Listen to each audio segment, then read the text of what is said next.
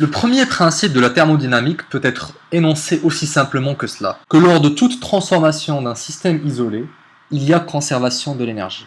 Pour cela, il faut comprendre ce que c'est qu'un système isolé et énergie, ce que j'ai fait dans 2 vidéos précédentes. Aussi simple que sa formulation puisse paraître, ce principe nous permet d'étudier des problèmes thermodynamiques et de sortir avec des équations très utiles permettant de lier des variables initiales à des variables finales ou encore à des variables intermédiaires.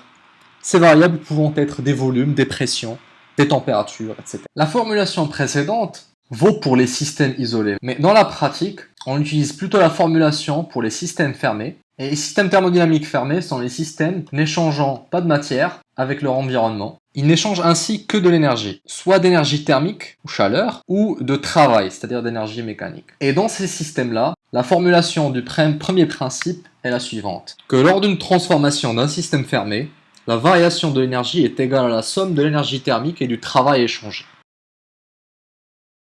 Cette formulation pour les systèmes fermés est très utile dans la pratique, car elle nous permet, en partant de ce premier principe qui nous paraissait tout abstrait et qui ne disait rien d'autre qu'il y a conservation de l'énergie, vers des outils d'évaluation nous permettant de lier des choses concrètes comme des volumes, des températures ou des pressions entre 2 états différents d'un système qui subit des transformations. Regardons un exemple. Imaginons donc un cylindre muni d'un piston renfermant un volume V0 à une température T0. On suppose que le cylindre, les parois du cylindre font une très bonne isolation thermique. Et comme le piston est en équilibre avec la pression atmosphérique exercée par l'extérieur, la pression à l'intérieur du cylindre est donc égale à la pression atmosphérique. Imaginons que ce cylindre emprisonne une allumette et que cette allumette entre en combustion à l'intérieur du cylindre. Très intuitivement, elle va faire augmenter la température, ce qui va faire dilater l'air emprisonné, ou plutôt les gaz, parce qu'il y aura aussi du gaz carbonique suite à la combustion, qui aura tendance à faire augmenter le volume. Le piston va se déplacer vers la droite, mais l'atmosphère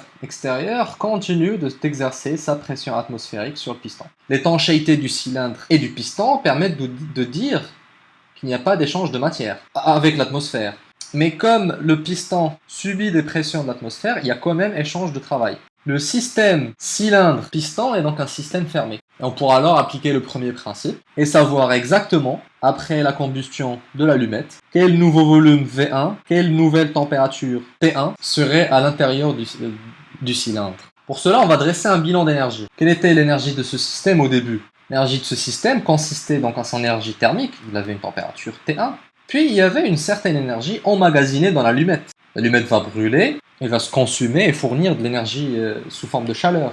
Mais au début, elle avait une certaine énergie emmagasinée, stockée. Après la combustion, l'énergie de ce même système ne consiste que en son énergie thermique due à sa température T1, parce que l'énergie de l'allumette a été consumée. Il n'y a plus d'énergie stockée dans l'allumette, en supposant bien sûr que l'allumette s'est complètement brûlée. Ces énergies thermiques peuvent être très facilement quantifiées avec ce qu'on appelle la capacité thermique, donc la capacité thermique de ce qui se trouve dans le cylindre. Donc ici on avait C fois T0, et là on a C fois T1. Et entre les deux, que nous dit le premier principe de la thermodynamique? Il nous dit que E1 moins E0, c'est-à-dire que la variation de l'énergie est égale à l'échange de chaleur échangée et de travail avec l'environnement. Y a-t-il eu un échange de chaleur avec l'extérieur? On a dit que les parois sont de bons isolants thermiques. Le seul échange qu'il y avait, c'est un échange de travail dû à la pression qu'exerçait l'atmosphère pour continuer d'équilibrer le piston. Ce qui nous donne d'ailleurs une autre information, c'est qu'à la fin de l'expérience, le piston, vu qu'il est en équilibre avec l'atmosphère, il est toujours à la pression atmosphérique. Donc la chaleur échangée est nulle, avec l'extérieur bien sûr. On dit bien sûr la chaleur échangée avec l'extérieur.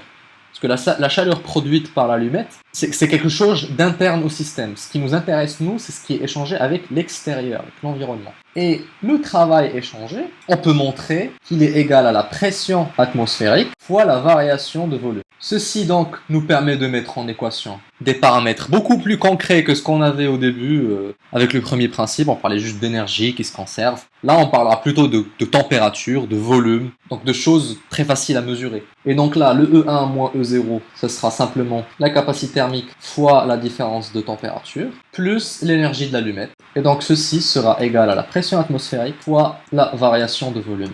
Et voilà comment, avec le premier principe, on peut trouver des relations qui lient des variables mesurables, température, volume, pression, à un état initial, puis à un état final.